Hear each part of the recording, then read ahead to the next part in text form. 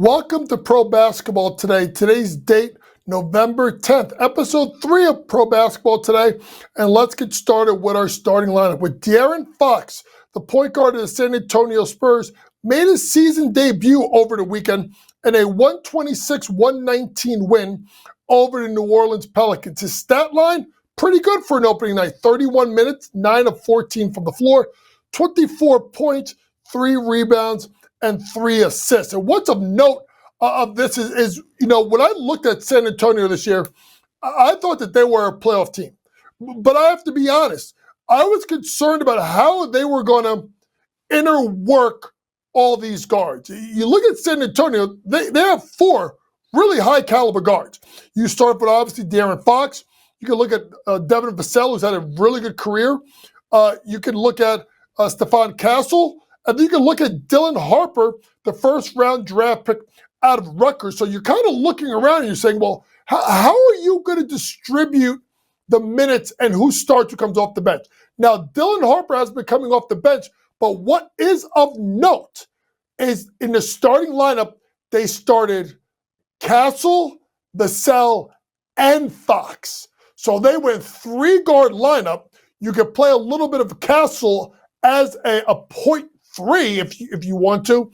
So now you have a double point guard lineup, and you obviously put Harrison Barnes, a seasoned veteran, and Victor Wembanyama is your starting center. So it's something of note because when you look at San Antonio, with Keldon Johnson, with Champagnie, with Sohan, and with Dylan Harper, holy smokes, the San Antonio Spurs are secretly now one of the deepest teams in the NBA who could go about 9 or so deep. So De'Aaron Fox makes his season debut for San Antonio in a 24-point, 3-rebound, 3-assist game and a 126-119 win over the New Orleans Pelicans. Let's move on to now the injury front.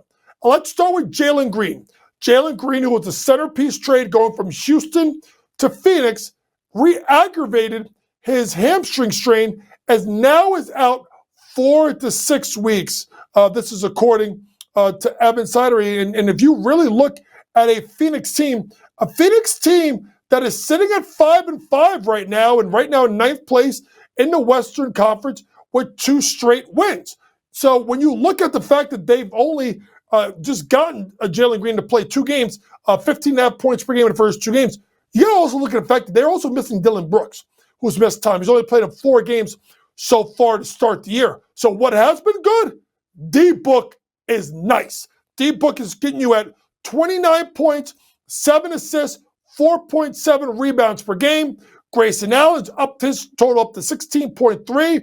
The veteran Mark Williams giving you 13 points per game and almost 10 rebounds. Royce O'Neal playing well. So a Phoenix Suns team that Matt Ishbia wouldn't, people like me were saying that they weren't going to be very good. Matt Ishbia kind of checked everyone and said, well, let's see what happens. Right now they're 5-5. And I'll be honest with you. If you told me Dylan Brooks plays 4 games so far to start the year, 4 out of 10, right? And Jalen Green plays 2 out of 10, and they're 5-5 in the West, I'd say, all right, they're actually playing a little bit better than what I thought. But let's see how this kind of shapes up with obviously Jalen Green being out for the next 4 to 6 weeks. That's going to put a lot of load on Devin Booker, who's playing great. But really, Grayson Allen and Royce O'Neal, and actually Colin Gillespie, who's been secretly good, getting you about 10.4 points per game. Speaking of injuries, here we go. It's here. Kawhi's hurt.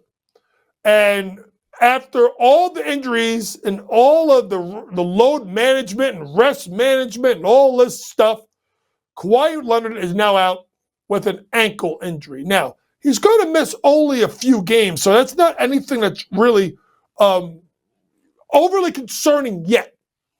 But the reason why I bring this up is it's the play of the Clippers that's concerning. I was of the belief that, number one, I think Ty Lue is one of the 5 best coaches in the NBA. They're off to a 3-6 start. And they are not, it's interesting because when you look at their starting lineup, Kawhi, Harden, Zubac, Jones Jr., Bradley Beal. It's not a bad starting lineup, right? But so what is not going right? Number one, Bradley Beal, who's played in 6 of the games, it's only getting you about 8.2 points per game. Bradley Beal is a 19, 20 point a game scorer. Now, I wasn't expecting that out of Bradley Beal, but I was expecting him to play a little bit better than what he's doing. The other thing you have to think about is this. Do they need to make a change in the starting lineup?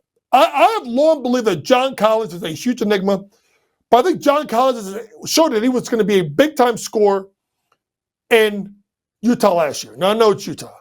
Now, John Collins is getting you about 13.3 points per game, 4.9 rebounds, and 25 minutes of action. My thought is that he should go into the starting lineup next to Ivica Zubac. He does shoot the corner three a little bit better. I think he's a better player than Derek Jones, to be honest with you.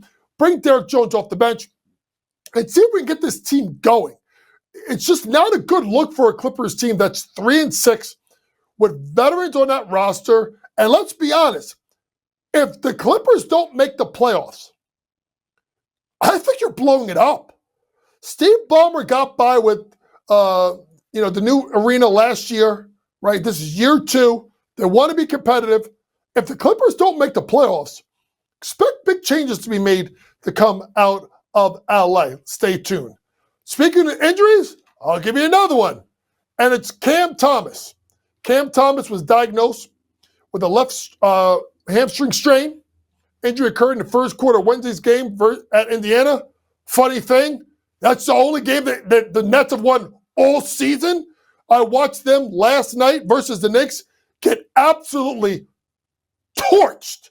I mean, torched by 40-some-odd points. Now, I'm going to say this right now because I know people. I know Jordy Fernandez. I think Jordy Fernandez is going to be a really good coach in this league.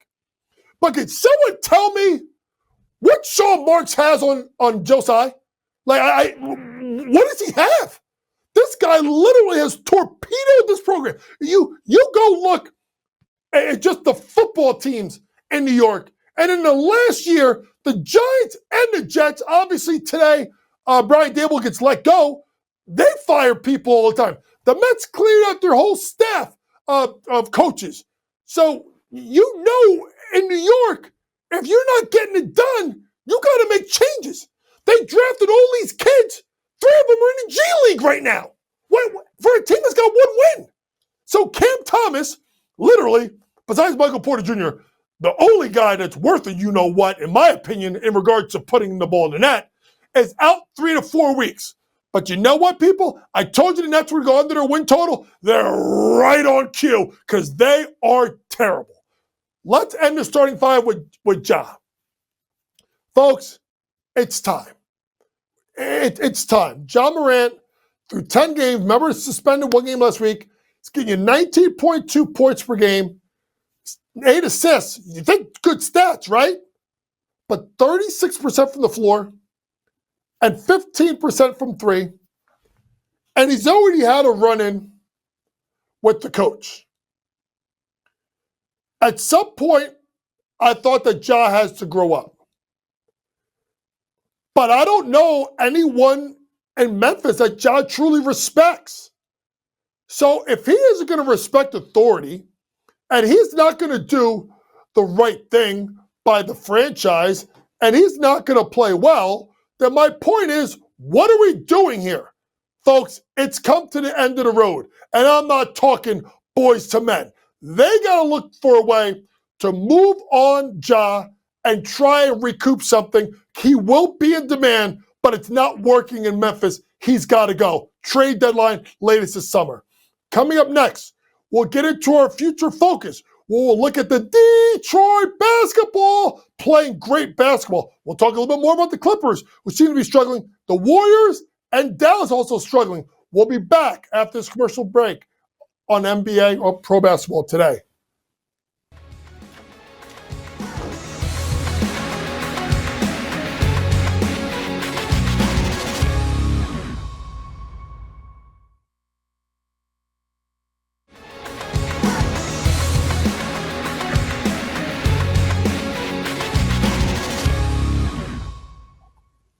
Welcome back to Pro Basketball Today, episode 3. And it's time to get into our future focus with starting off the Detroit Pistons. A Detroit Pistons team that really came on strong the second half of the year. You can't give enough credit to J.B. Bickerstaff and what he did in that second half of last year, and including that exciting, let's be honest, 6-game series against the Knicks where a 3 or 4 minute possession, 3 or 4 minutes in game 1 in which Detroit was winning, in which they lost that lead. And then obviously game 6 being up by 7 points with 2 minutes left to go. That series could have went either way. So how did they respond? How about the best record in the Eastern Conference at 8-2? And this Detroit team is absolutely rolling right now. And why? Number one, the play of Cade Cunningham. A Cade Cunningham that we need to start talking about as a top 20, if not top 15 player in the sport. Finally healthy, 25.6 points, 9.8 assists, and 4.7 rebounds per game, shooting it at about 47% from the floor. Now, he's got to get that three-point shooting percentage up at about 31%. Jalen Green continues to make himself a double-double machine, but it's an uptick in points that's been really big with Jalen. Now at 19.4 points per game, 11.8 rebounds.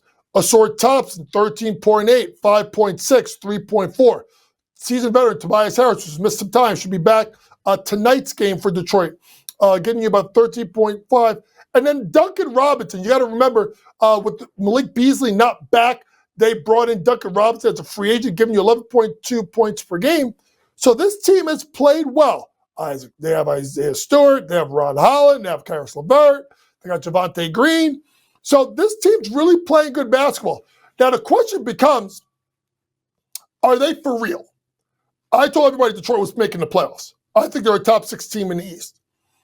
If Cade stays healthy, and I'm not going to say Jalen Green's going to get you 20 and 12 a night, but if he can be a double-double machine, and the sword takes that continues to take that step up, right? And Duncan Robinson can be that shooter to stretch the floor.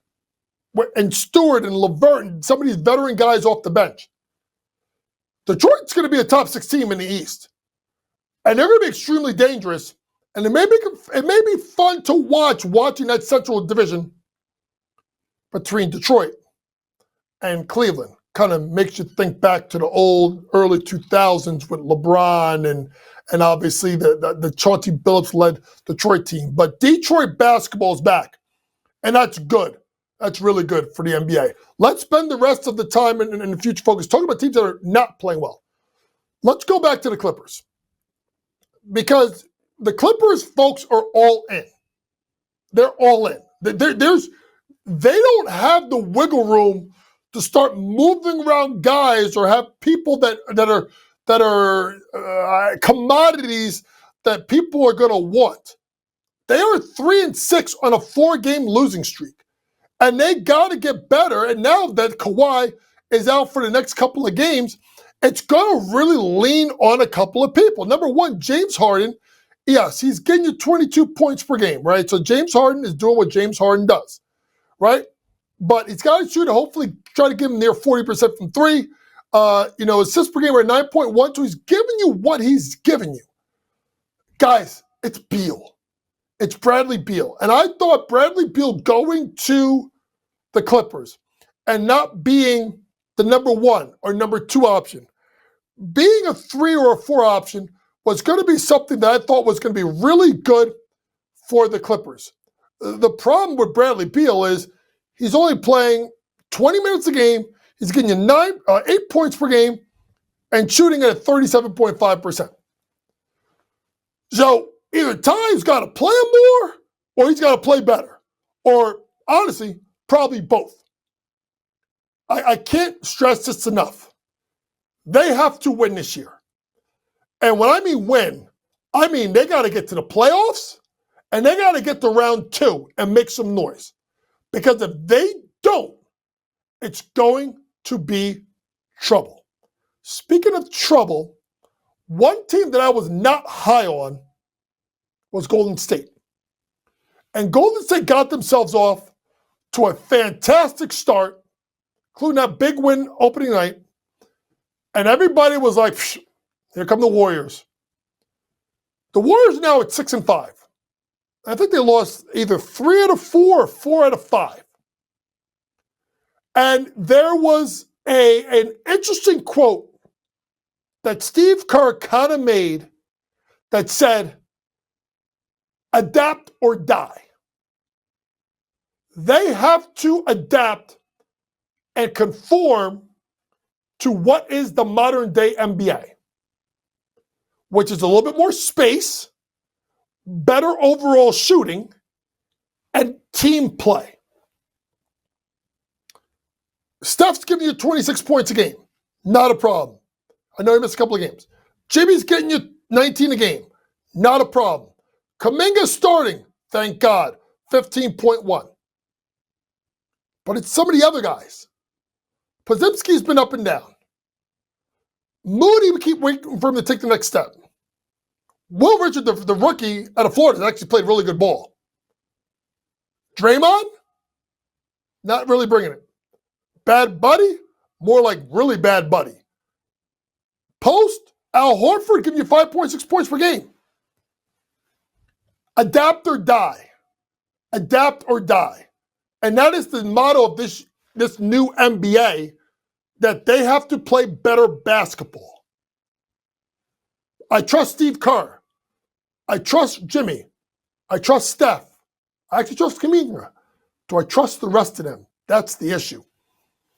Really quick, Dallas is also off to a terrible start. Now, Dallas has injuries. I don't think Cooper Flag's been what we thought yet, but he's going to be fine. They get AD coming back. They've had Lively miss time. No Kyrie. And I'm starting to feel that there's problems now with Nico Harrison. If this team does not turn it around after what went on and trading Luka, I'm saying this right now, they're not getting rid of Jason Kidd. They're going to get rid of Nico Harrison, and I guarantee you there'll be a bunch of Uber drivers that'll take him away full free. Coming up next, we'll get into our final 4 minutes. We'll look at Walker Kessler's injury. We'll take a look at some other things that took place, including Kyle Knippel playing well, when we come back after this commercial break on Pro Basketball Today.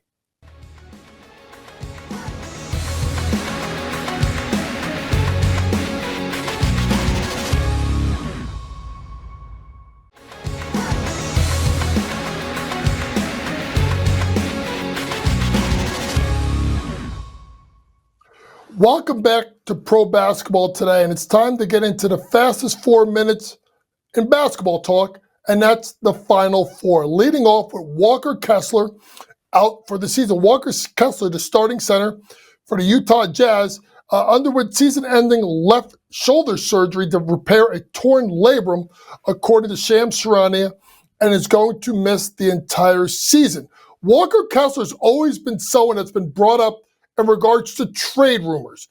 And Walker Kessler was off to his best start as a pro, getting you 14.4 points and 10.8 rebounds per game for a Utah Jazz team that was really going nowhere. And I was expecting Walker Kessler to be trade bait, maybe to be traded at the deadline to accumulate possibly more draft capital, as he is a good rim protector and O-boarder.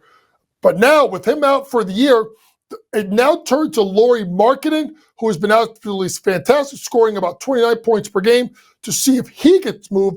But Walker Kessler out for the season with a torn labrum, had surgery done, and we wish him a speedy recovery.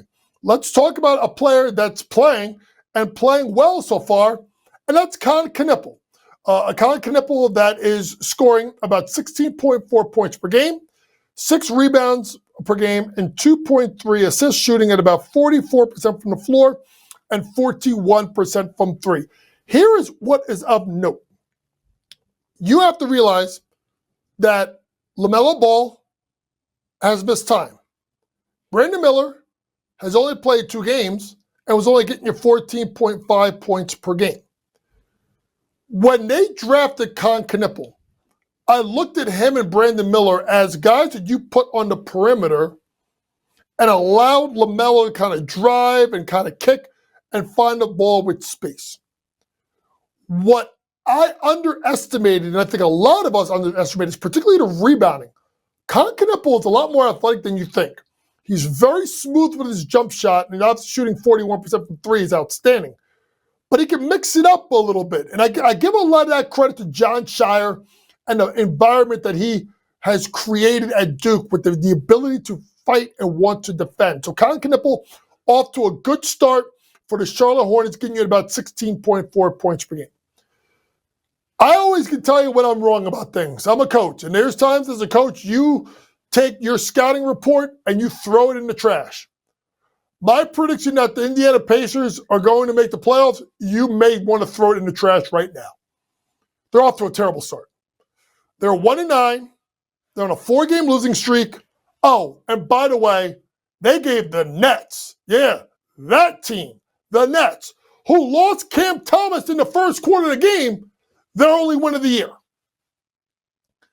At some point, as good as Rick Carlisle is, and shout out to my really dear friend George Sorless, a great coach back here in Jersey, and he says, it don't matter how good of a coach you are. You win with talent, and you lose with talent.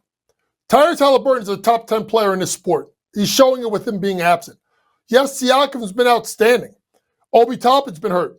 TJ McConnell's get hurt. We need a Benedict Mathurin to step up. He's getting you 31 points per game. He's played 2 games. So as good as Rick Carlisle is, Rick Carlisle can't save them. And they're in trouble. Deep, deep trouble. Fourth point in comment is the offensive numbers are up in the NBA. And they're way up. Take a look at some of these scores over the last couple of days. 136, 131, 128, 122, 148, 114, 144, 117. The pace of play is up, and it's good for the NBA because it's an exciting brand of basketball, and scoring is up. Guys are at a torrid pace. Teams are playing faster. I'm going to say this. This is the fastest I've seen the NBA play, honestly, since the late 80s, and that's when basketball was extremely exciting brand of basketball to watch. Let's end with a buzzer beater with our condolences to the family of Lenny Wilkens. Hall of Famer Lenny Wilkens passed away at the age of 88 last weekend. And Lenny Wilkens is someone that I think as a coach, I long respected because he never did it yelling. He always coached. He was close to his players. He was like a father figure. And they trusted and loved and believed in him. Gotta remember, at one point, he had the most wins in the history of the NBA. Think about this. There are 4 coaches in the history of the NBA that are in the Hall of Fame as both a player and a coach. Lenny Wilkens, Bill Russell, Tommy Heinsohn, and Bill Sharman. Rest in peace to the great Lenny Wilkens. This has been Pro Basketball Today, Episode 3. For all things, download that Sports Grid app. Pre-game, in-game, post-game, props, predictions, and more from the very best in the sports industry. For our producer, Matt George, who does a great job, thanks for listening, folks. And always remember, it's smarter to be on Sports Grid. Good night.